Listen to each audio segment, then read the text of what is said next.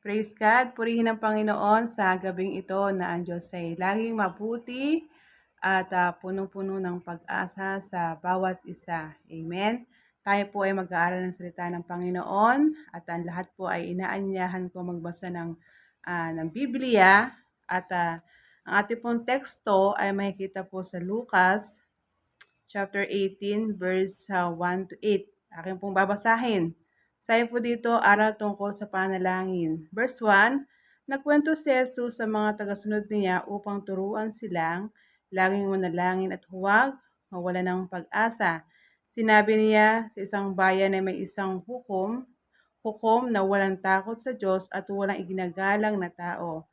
Sa bayan ting iyon ay may isang byuda na palaging pumupunta sa hukom at nagsasabi, bigyan niyo po ako ng katarungan at ipagtanggol niyo ako laban sa mga kaaway ko. Noong una ay hindi pinapansin ng hukom ang byuda, pero bandang huli ay sinabi niya, kahit hindi ako natatakot sa Diyos at walang iginagalang na tao, bibigyan ko ng katarungan ng babaeng ito para hindi na niya ako gambalain ulit.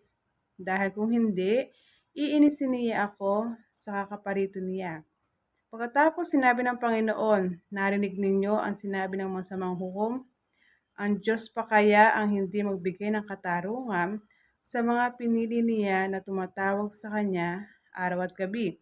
Tinitiyak ko sa inyo na bibigyan niya agad sila ng katarungan. Ngunit kung ako na anak ng tao ay bumalik na dito sa mundo, may makikita kaya ako mga taong sumasampalataya sa akin. Praise God. Purihin ang salita ng Panginoon. Tayo po ay sandaling manalangin. Hallelujah. Purihin kayo amin Diyos. Salamat Panginoon sa pagkakataong ito na patuloy niyo pong pinapahintulot sa bawat isa na kami muli mag-aral ng iyong salita. Panginoon, gabayan niyo po kami, maging ang iyong salita, ang bawat isa na aking mga kapatid na aking kasama ngayon, O God. Patuloy niyo po silang pagpalain, ang iyong pag-iingat, Panginoon, ay lagi pong amin nararanasan. Salamat, Panginoon, kayo ang dakila, Panginoon, na tapat at hindi nagbabagong Diyos. Kaya purihin ka amin, Diyos. Salamat po. In Jesus' name, Amen. Hallelujah. So, binasa po natin dito ay tungkol kay Lucas at tungkol po sa panalangin. Sabi po dito sa pinakang title po ng ginawa ko ay Persistence in wala po. Nakalagay po dito ay Persistence in Prayer. So, sabi po dito, persistence in prayer. Ibig sabihin po ng persistence ay pagpupumilit, pagtsatsaga, at pananatili. Amen. At sabi na nga po sa binasa natin dito na laging gumagawa laging nagbibigay ng example ang Panginoong Hesus ng parable ng mga talinghaga sa mga tao, sa mga kanyang mga disipulo. So sinabi rito ni Jesus, meron daw pong sabi rito sa verse 1, nagkwento si Jesus sa mga tagasunod niya upang turuan silang laging manalangin at huwag mawala ng pag-asa. Praise God. So, yun po yung tinuturo sa atin na laging tinuturo sa atin na gawin po natin na laging manalangin at huwag mawala ng pag-asa. So, sinabi lang sa Bibliang ito, pinakang conclusion ng kwentong ito ay lagi tayong manalangin at huwag mawala ng pag-asa. So, parang sinabi po dito, yung pinakang gumamit ang Panginoon dito ng karakter dito. Ito yung isang hukom at saka isa pong byuda. So, ang sabi nga po rito, meron daw po ng isang hukom doon na sabi dito, may isang hukom na walang takot sa Diyos at walang iginagalang na tao. Amen. At meron din isa ron na byuda. Isang byuda po doon. Saan po? Sa bayan din na may isang byuda na palaging pupunta sa hukom at nagsasabi, bigyan niyo po ako ng katarungan at ipagtanggol niyo ako laban sa mga kaaway po. Amen. Kung pag-aano na po natin, iisipin po natin sa tulong ng Panginoon kung, yung isang isang hukom na masamang ugali talagang ano, siguro dahil na mababasa natin dito pinagbigyan niya na yung ano, yung isang byuda. Kasi kung babasahin po natin ang byuda sa Biblia ay pinakaaba, parang pinakang hopeless. Wala na siyang ibang, kahit nga yung favor ng government hindi kayang ibigay sa kanya. Kaya yung kita natin yung persistence na, laging ano, laging pupunta yung byuda dun sa isang hukom na, um, ano siya, sabi niya nga rito, na walang takot sa Diyos, isang hukom na walang takot sa Diyos. So makikita natin sa buhay natin, mas ano natin, kung isang hukom nito na walang takot sa Diyos, tapos, hindi iginagalang yung mga tao, ano pa kaya ang Panginoon na siya yung talagang isang hukom na talagang ibinibigay yung karapatan para sa atin. Talagang yung equal siya para sa lahat. So tayo, bilang tayo dito yung kwento dito sa isang byuda, makikita natin na ano talagang yung pagpupursige niya, yung pagpupumilit na ibigay sa kanya yung hinihingi niya. Amen. Kaya sa buhay natin, kung tayo din, yung pagpupursige natin yung pananalangin.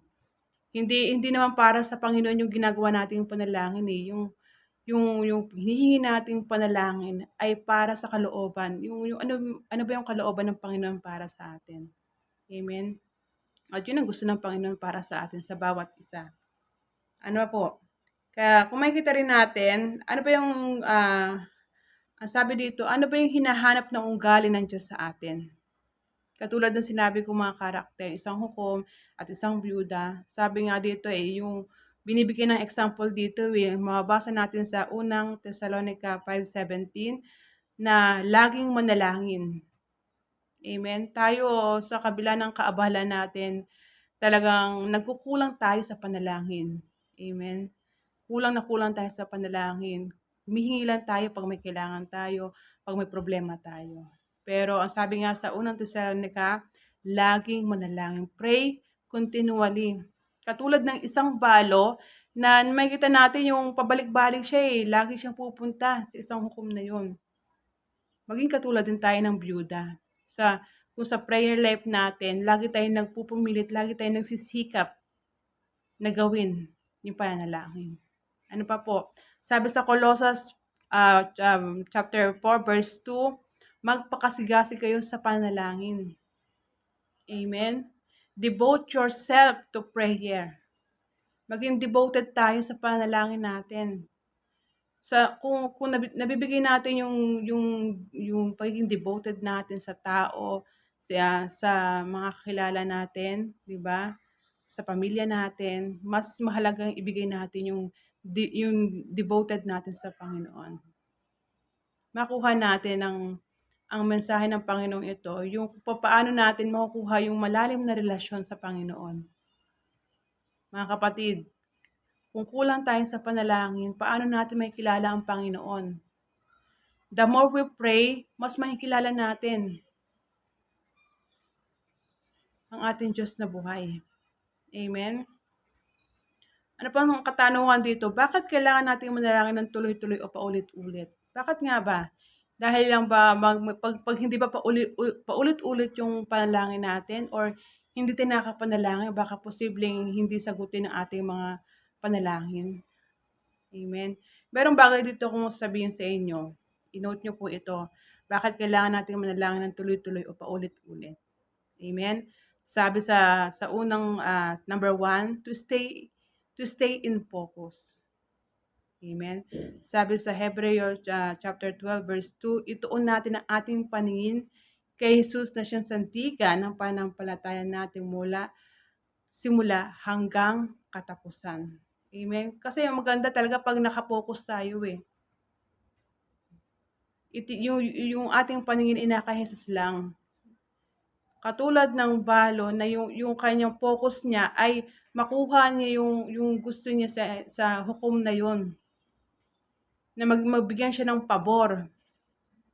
Tayo pa kaya na bilang tayong mga Kristiyano, mas ituon natin yung paningin natin kay Jesus ng mga bagay na 'to, hindi kung sa saang bagay pa sa libutan ito. Ano pang sabi? Ang sabi pa dito sa, Awit chapter 25 verse 15, ang aking mga mata ay palaging nasa Panginoon. Praise God. Ano kayang mangyayari sa buhay natin kung lagi tayong nakatuon sa Panginoon? 'Di ba magiging mas maayos? Magiging maayos ang lahat ng bagay, ang ating iisipin, ang ating mga plano, ang ating mga gagawin. Kasi naka-focus lang tayo eh. Imagine niyo po, yung kabayo, 'di ba may nakaharang po 'yon? Naka-focus lang sa daan, 'di ba? Wala siyang ma-struggle o distraction na nangyayari sa kanya. Tuloy-tuloy siya. Gano'n tayo. Kung ang buhay natin, ang ating kaisipan, ang ating mga puso ay nakatuon sa Panginoon. Sabi nga do'n sa fix our eyes on Jesus. Do'n lang tayo naka-fix sa Panginoon. Do'n lang yung nakasentro. Biblically talagang masasabi natin, bakit puro na lang sa Panginoon, puro na lang sa Panginoon. Pero yun ang kailangan natin eh. Amen? Katulad ng binasa natin dito, makikita natin yung pagpupursige ng isang balo. Maging katulad tayo ng isang balo. Yung pagpupursige na bilang, kasi pinakaaba siya eh. Pag mababasa natin sa Biblia ang balo, pinakaaba, pinakakawawa. Kaya gano'n tayo, pag lumalapit tayo sa Panginoon, hindi naman tayo huhusgahan ng Panginoon eh. Di po ba? Hindi tayo huhusgahan ng Panginoon. Kaya lagi nating tayong lumapit sa Panginoon, i-focus natin ang ating mga sarili sa Panginoon. Ano ba sabi dito? Number 2, to keep on our practice. Ano ba yung practice na sinasabi dito? Sabi nga dito, because practice makes perfect. Di po ba? Pag paulit-ulit mo ginagawa, magiging mas maayos, nakasanayan mo na siya, magiging maganda kakalabasan. Bakit po ginagawa natin to? Pag pagpa-practice natin sa pananalangin. Because God is perfect. Di ba ba? Ang sabi mo sa Awit, chapter 18, verse 30, ang pamamaraan niyo, O Diyos, ay walang kamalian. Kaya kung patuloy tayong lumalapit sa Panginoon, lagi tayong nananalangin sa Kanya, nakikita nalalaman natin kung ano ba yung kalooban ng Panginoon. Kung ano ba yung katuruan niya para sa atin. Di ba mas natatama tayo?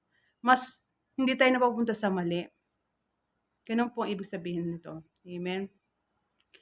Practicein natin. Parang ano yun, para meron kang, di ba, pag meron kang bike, gusto mong matutong mag-bike, di ka marunong, gusto mong matutong mag-bike. Ano pong gagawin natin? Pa-practice tayo. Di po ba? Hindi lang suddenly, gusto nila mag-bike, pero hindi ka marunong mag-bike. Pero pag practice ka ng practice, amen, di po ba? Mas matututo po tayo mag-bike. Amen. Ganun po sa buhay po natin. Kaya lagi po natin practicein natin ang panalangin. Kaya kahit anong gagawin natin, lagi tayong manalangin. Ano pa po sabi dito? Number 3, to stay in faith. Sabi sa unang Korinto chapter 16, 13, maging listo kayo at magpakatatag sa inyong pananampalataya. Magpakatapang kayo at magpakatibay. Sabi dito, maging listo. Kaya yung pananampalataya, ang sabi nga rito sabi ng Panginoon dito sa verse 8, tinitiyak ko sa inyo na bibigyan niya agad sila ng katarungan. Ngunit kung ako na anak ng tao ay bumalik na rito sa mundo, may makikita kaya ako mga taong sumasampalataya sa akin. Kaya nga po rito sumasampalataya sa akin. Kaya nga sinasabi na nga natin dito sa binigay ko po sa inyo na number 1, sabi dito, to stay in focus. Number 2, to keep on our practice. At number 3, to stay in faith. Pagdating ng Panginoon, makikita natin na yung hindi sa ginawa natin hindi sa sa mundong ito, kundi kung ano meron pananampalataya tayo. Praise God. Kaya panghawakan natin Lagi natin maging persistent tayo, continually, di ba? Lagi nating ugaliin talaga, kasanayan natin 'to, maging habit na natin 'to, maging lifestyle natin ang panalangin. Kung ilang oras tayong kumakain sa isang araw, hangga't maaari gawin din natin ang ating panalangin na gano'n. Kasi kung tayo kumakain, physically, kailangan din natin 'yon, spiritually. Amen? Ang kalakasan natin nagmumula sa banal na espiritu na kasama natin dito sa mundong ito. Kaya purihin ang Panginoon, patuloy na maranasan natin kung ano ang katugunan ng Panginoon sa bawat panalangin natin. Amen? Kaya binabalik ko ang papuri at pasalamat sa Panginoon. Tayo po'y manalangin.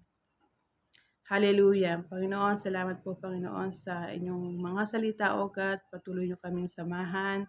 Patuloy, O Diyos, na kayo ang lagi naming malalapitan. Kayo ang aming pag-asa sa aming mga buhay. Salamat, O Diyos, sa araw-araw na ginagawa niyo, Panginoon, na hindi niyo kami pinapabayaan at lagi niyo kami iniingatan. Lagi namin pangahawakan, Panginoon, ng iyong mga salita upang taglay namin, Panginoon, na kakalakad, Panginoon, sa landas na kung nasaan kayo, O Diyos. Kaya salamat, Panginoon. Patuloy niyo po kami, O Diyos, na lagi niyo kami sasamahan at pagpapalain, Panginoon, yung mga salita. At binabalik ko po sa inyo ang glory, Panginoon, ang pasalamat, Panginoon. In Jesus' name, Amen. To God be all the glory. Salamat po.